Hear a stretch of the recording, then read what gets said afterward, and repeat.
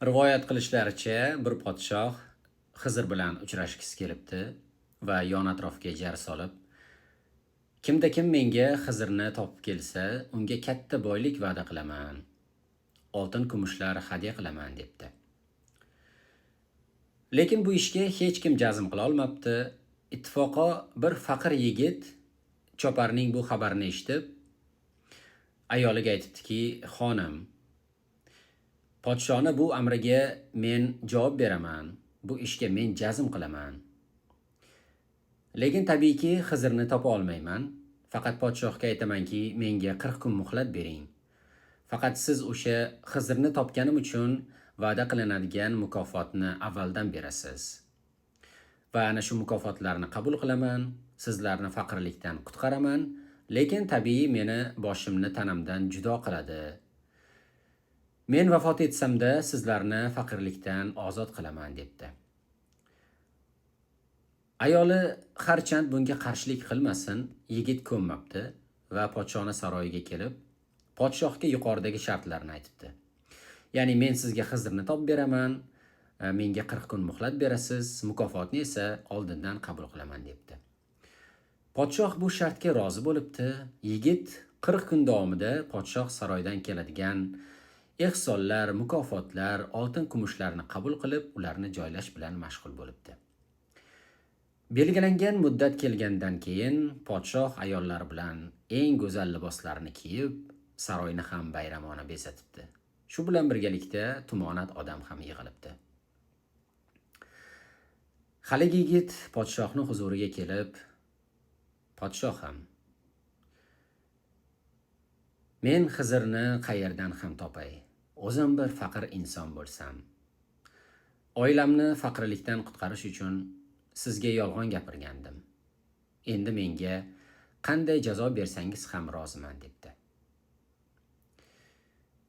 Saroy ayollari va olomon oldida izza bo'lgan podshoh qattiq g'azablanibdi va vazirlariga qarab, bu yigitga qanday jazo berish kerak haqida maslahat solibdi. Birinchi vazir aytibdiki, podshohim, bu yigit juda ham shakkoklik qildi. Keling, uni go'shtini mayda-mayda qilamiz va shaharning har turli chekkalariga osib chiqamiz debdi. Shunda olomon ichida yoshgina xushsurat bir yigit kullu shay'in yarji'u ila aslihi debdi. Podshoh hali yigitga bir qarab qo'yib, ikkinchi vazirga yuzlanibdi. Ikkinchi vazir aytibdiki, podshohim, bu yigit o'ta beadablik qildi. Uning terisini shilib, ichiga somon tiqaylik debdi. Olomon ichidagi haligi yigit yana yuqoridagi so'zlarni takrorlabdi. Podshoh unga yana bir hayron nazar tashlab, 3-vazirga yuzlanibdi.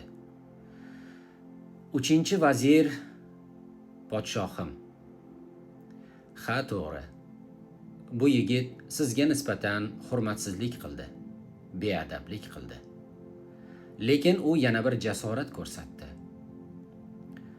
Oilasini mushkulotdan, faqirlikdan qutqarish uchun o'z jonini fido qilyapti. Agar siz unga hozir qattiq jazo bersangiz, bu aslo sizning qudratingizni anglatmaydi. Unga shafqat qilsangiz, azizligingiz va buyukligingiz namoyon bo'ladi debdi. Shunda olomon ichidagi haligi xushsurat yosh yigit yana bir bora kullu shay'in yarji'u ila aslihi deb xitob qilibdi. Shunda podshoh o'sha yigitni huzuriga chaqirib, sen boyadan beri bir gapni takror aytyapsan. Bu gapingni ma'nosi nima? Sen o'zing kimsan? debdi. Haligi yigit, podshohim,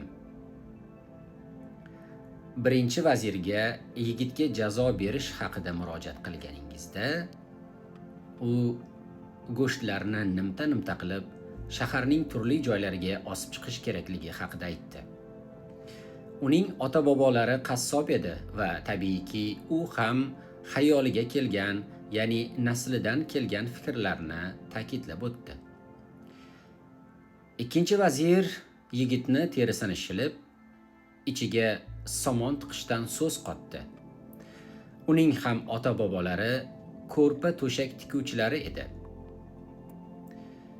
Uchinchi vazirning ota-bobolari esa olim, fuzalo, oqil insonlar edi. Tabiiyki, u ham oqilona fikr bildirdi.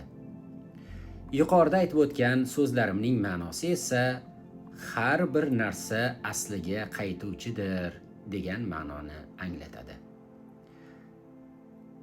Agar Xizrni izlayotgan bo'lsangiz, men Xizrman. Agar haqiqiy vazirni istayotgan bo'lsangiz, mana bu 3-vaziringiz haqiqiydir dedi va ko'zdan g'oyib bo'ldi. Ushbu qissadan hissani sizlarga qoldiraman. Lekin aytib o'tmoqchi bo'lgan gapim, har bir ish o'zining haqiqiy egasiga topshirilishi lozimdir.